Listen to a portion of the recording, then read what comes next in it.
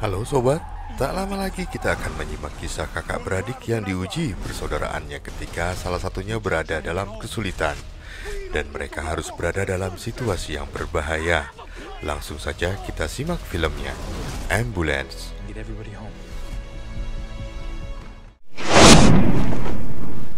Pria ini bernama Will Sharp. Dia adalah seorang veteran Angkatan Darat Amerika Serikat. Pagi itu Will menelepon kantor asuransi negara untuk memastikan permohonan biaya operasi kanker istrinya. Tapi pihak asuransi menolak permohonan Will tanpa alasan jelas. Mereka hanya bilang jenis penyakit yang istri Will derita tidak masuk dalam daftar tanggungan asuransi. Mendengar hal itu Will sangat kecewa. Bertahun-tahun lamanya dia mengabdi pada negara hingga harus mempertaruhkan nyawanya. Kini dia merasa seperti ditelantarkan. Agar sang istri tidak khawatir, Will terpaksa berbohong bahwa pengajuan asuransinya telah disetujui.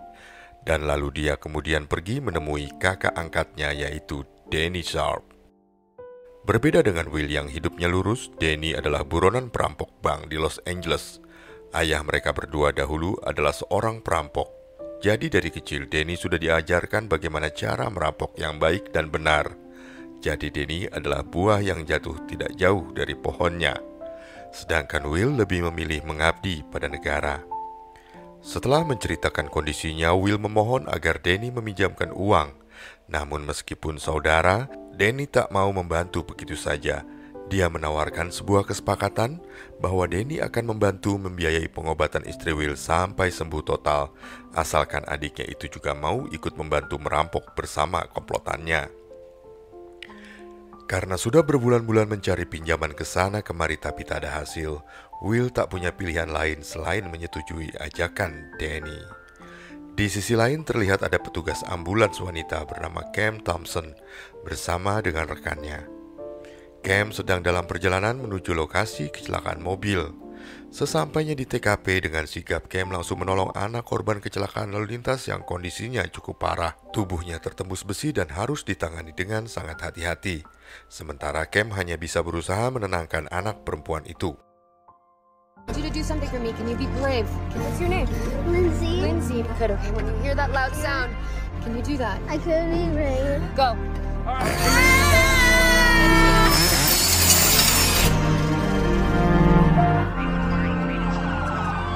Okay, you're gonna be okay. Both IVs going. I need you to do something for me. Can you hold her hand? 30 seconds out from children's. No, it was green. I didn't. Hold her hand. Beruntung proses penyelamatan berjalan lancar, anak perempuan itu berhasil selamat dan dibawa ke rumah sakit. Ketika makan siang, rekan Cam memberitahu dia dapat kabar bahwa kondisi anak yang mereka tolong tadi mulai membaik.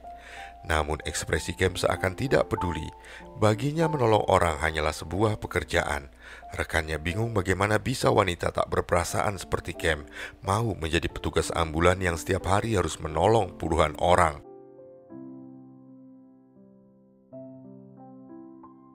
Di sebuah bank, Danny bersama komplotannya sedang menjalankan aksinya.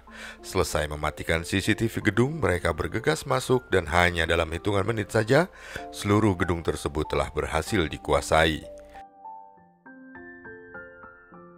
Tak lama kemudian, seorang polisi bernama Zack datang.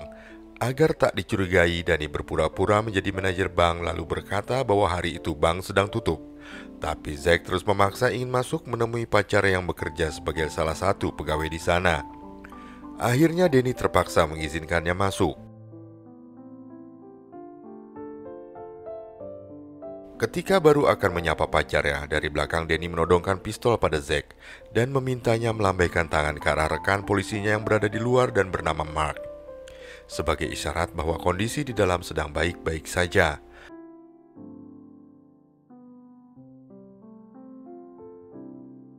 Mark melihat gerak-gerik yang mencurigakan dan instingnya sebagai seorang polisi sadar bahwa rekannya sedang dalam bahaya.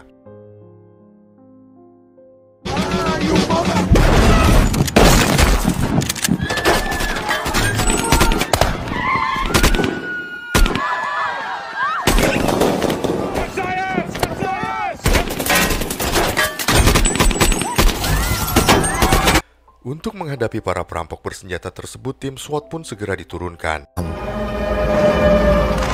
They got my partner!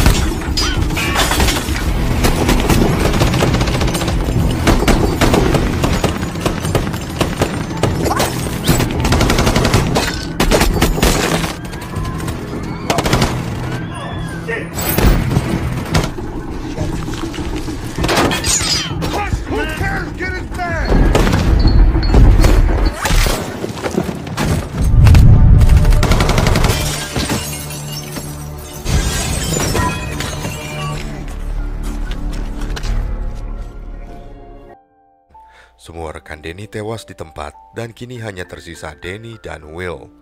Mereka kemudian berusaha melarikan diri lewat basement sambil membawa Zack sebagai sandera. Di tengah jalan, Zack mencoba melawan dengan menyerang Danny. Will yang panik lalu menembak Zack hingga terluka parah.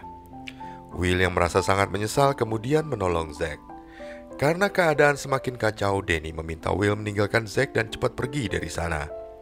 Di sisi lain, Mark serta para polisi Los Angeles masuk ke dalam gedung bank untuk mencari keberadaan Zack di basement. Saat mengetahui kondisi sahabatnya terluka parah, Mark berteriak memanggil bantuan.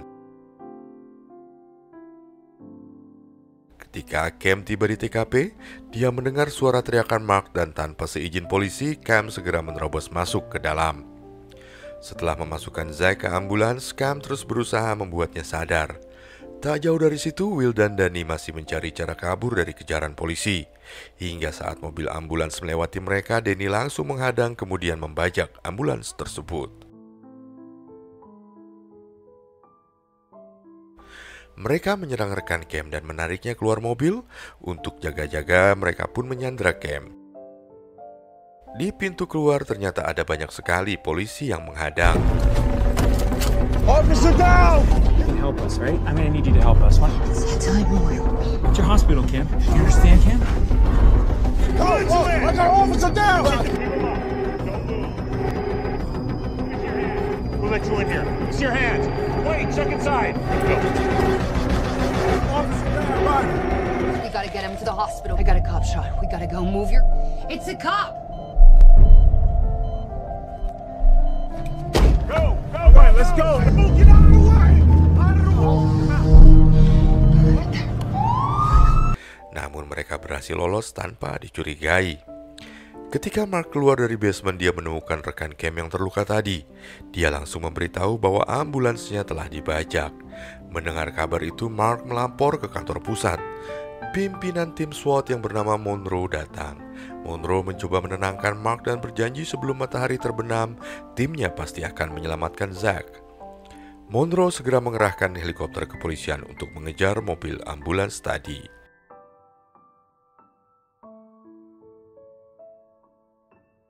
Sementara di dalam ambulans, saat melihat tabung pemadam kebakaran, Cam mendapatkan ide. Ketika Will dan Danny lengah, Cam menyemprot mereka lalu kabur keluar. Sayangnya rencana Cam itu gagal. Di tengah ketegangan mendadak Zack kejang-kejang. Will memohon agar Cam kembali masuk untuk menolong Zack. Come on, Cam, let's go! Wake up! Wake up! Hey, hey! Shit! Fuck you!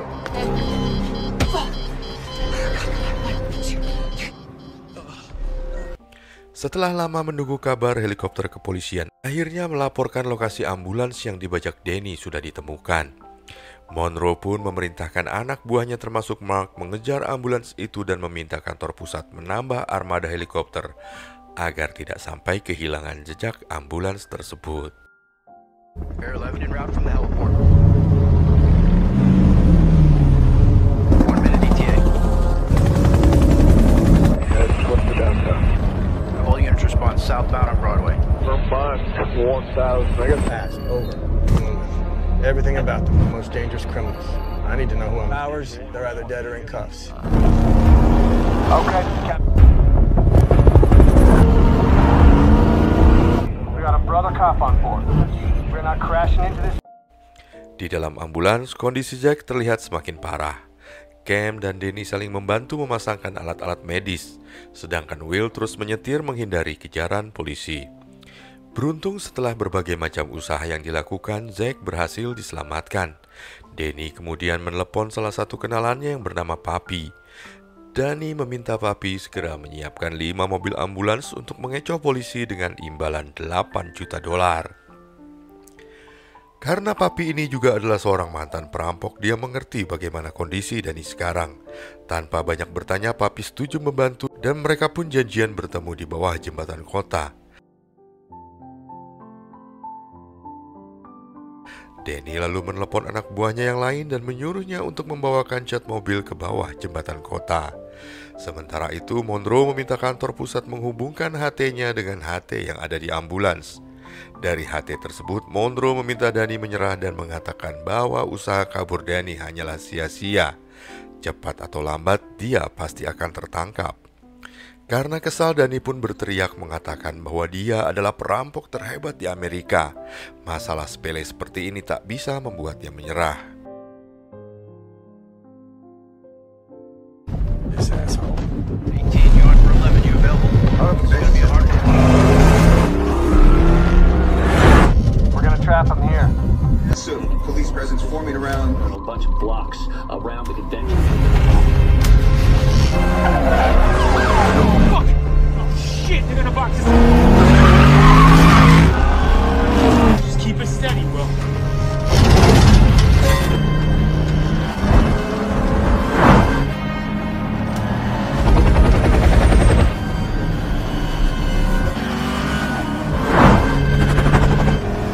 Slow down, I'm gonna shoot one. What the hell is this? I can't take this guy. Jesus, careful. No!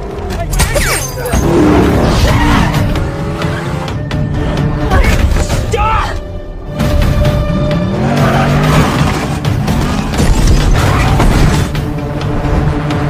Going into the convention center.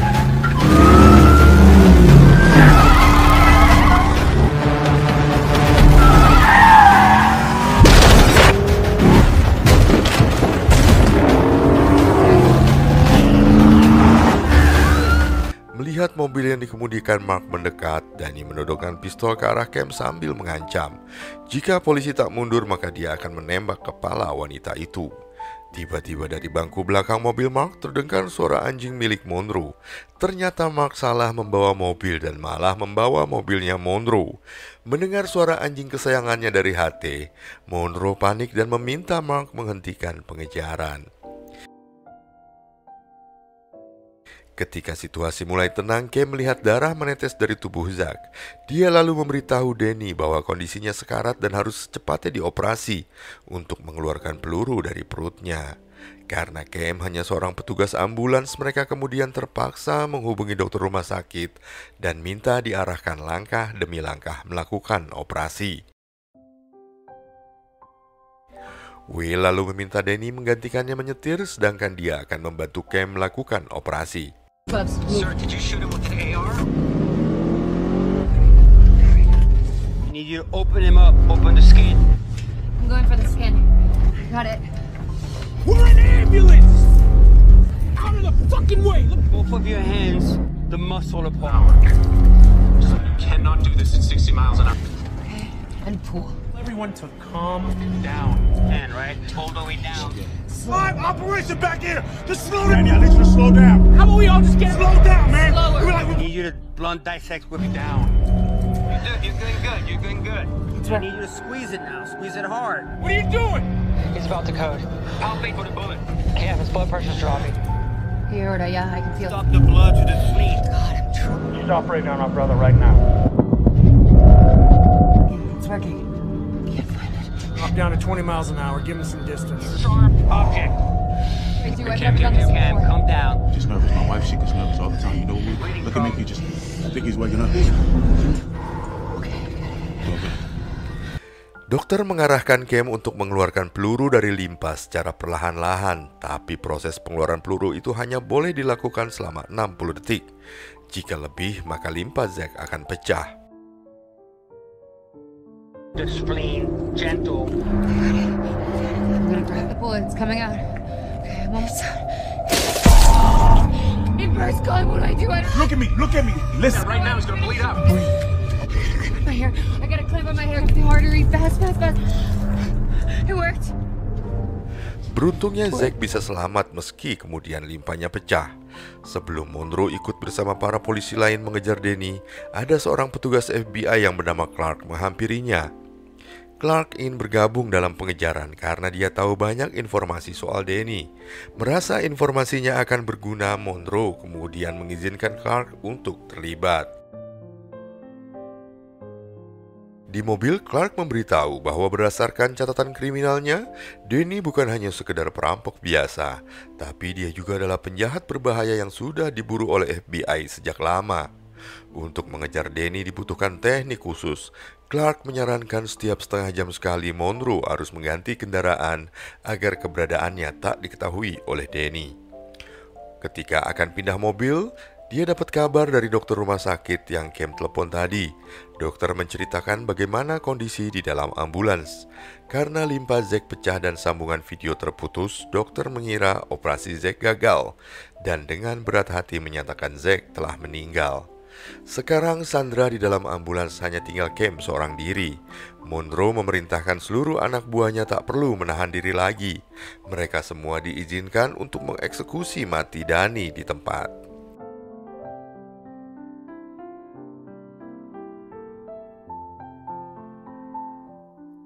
Clark yang khawatir lalu menghubungi Cam dan menyuruhnya menunduk menghindari tembakan sniper. Beruntung beberapa detik sebelum sniper menembak, Cam masih sempat memberitahu Danny. Danny pun langsung membanting setir menghindar dengan penuh amarah. Danny menembakkan pistolnya berkali-kali sambil mengancam jika Monroe berani macam-macam lagi, maka dia tak akan segan-segan membunuh Cam. Kejar-kejaran pun terus berlanjut.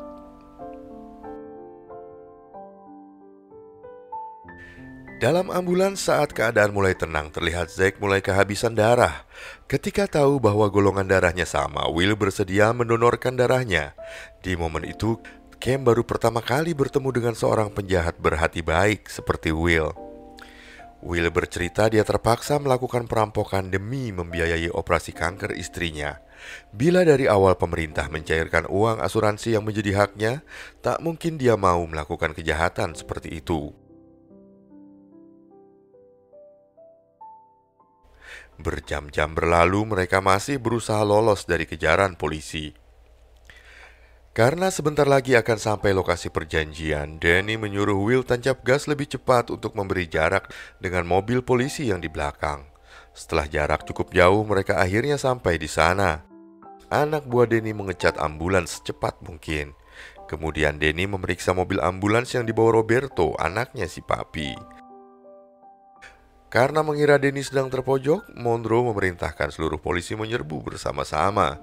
Sehingga This ambulance, I need you to go that way, okay? Nobody's gonna ask you that, I don't think. All right? Go on east, you go west. Locked down, ready to go.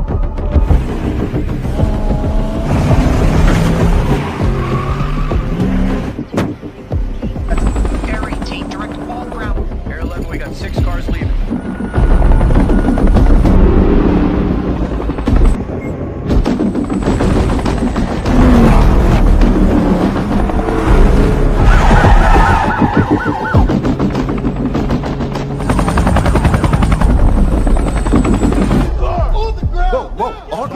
And they told me to go to the hospital. I wasn't feeling well. I went to the doctor.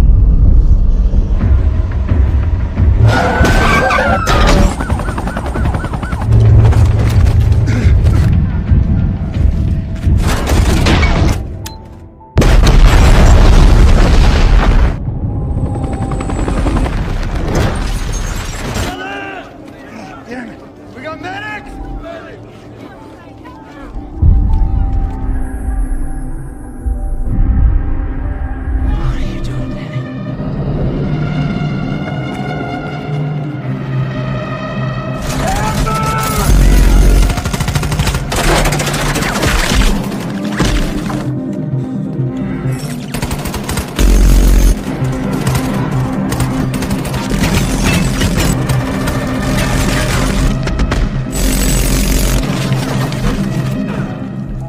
Tak lama Monroe pun tewas di lokasi.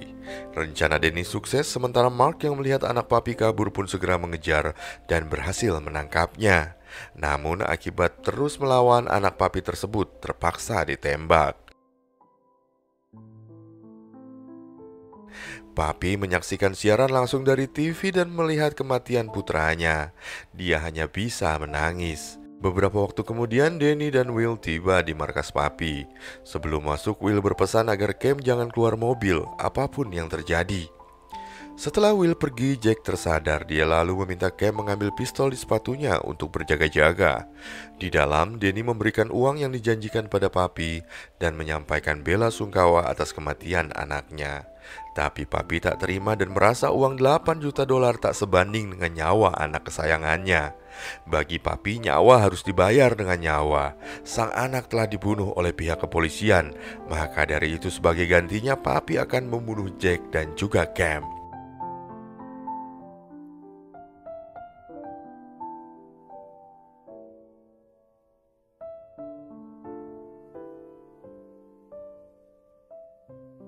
Terjadilah perdebatan di antara mereka.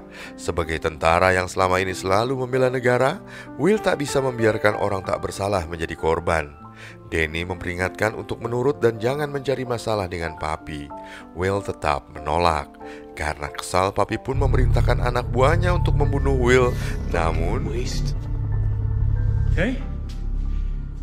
They were the way they used to be, but you want to go right, I want to go left. Don't be sad, Danny. Go left.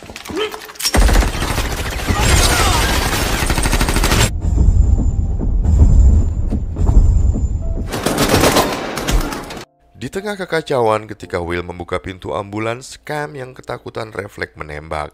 Melihat adiknya tertembak, Danny panik lalu tancap gas sekencang mungkin menuju rumah sakit.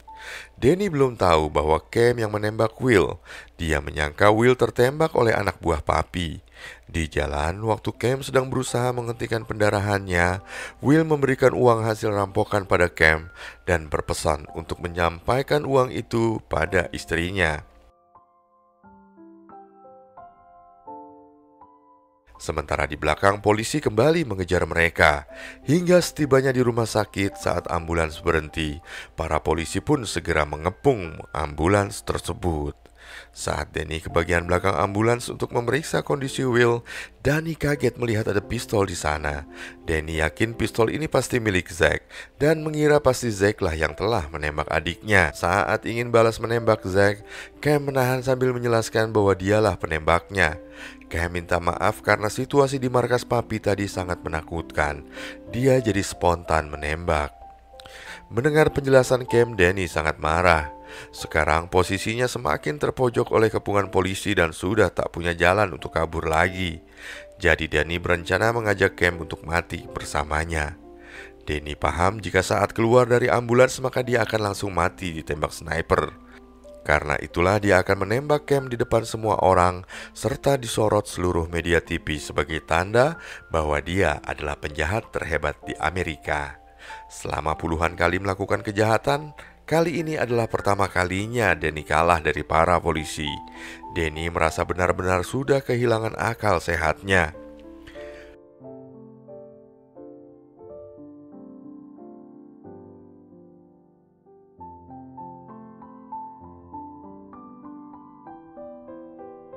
Perlahan-lahan dia membuka pintu ambulans dan mulai menghitung mundur.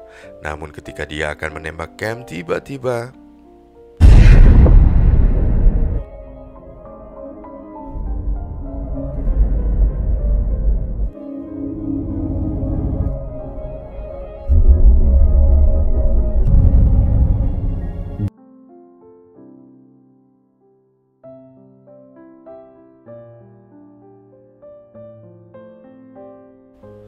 demi menghentikan semua kejahatan kakaknya, Will, adik kecilnya yang bercita-cita menjadi pembela kebenaran itu, harus menembak kakak tercintanya sendiri.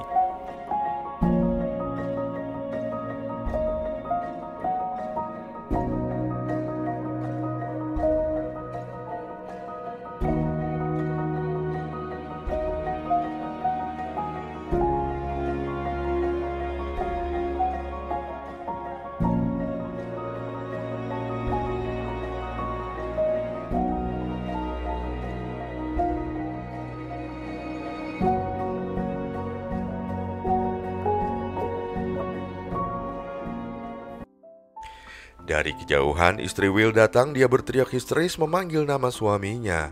Mendengar teriakan itu, Cam pun berdiri dan berkata, tugasnya sebagai seorang petugas ambulans belum selesai. Dia lalu meminta Mark membantu membawa Will masuk ke rumah sakit. Awalnya Mark menolak. Dia tak sudi menolong penjahat yang telah menembak rekannya. Tapi saat Cam memberitahu bahwa Will telah menyelamatkan nyawa Zack, Mark pun akhirnya membantu.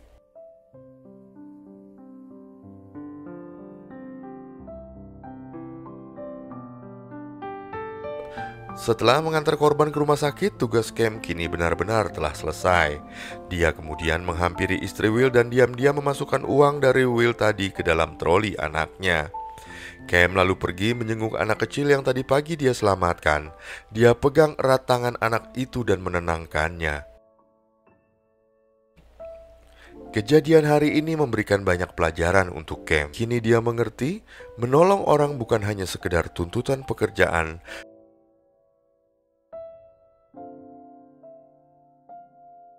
tapi menolong orang adalah tuntutan kemanusiaan.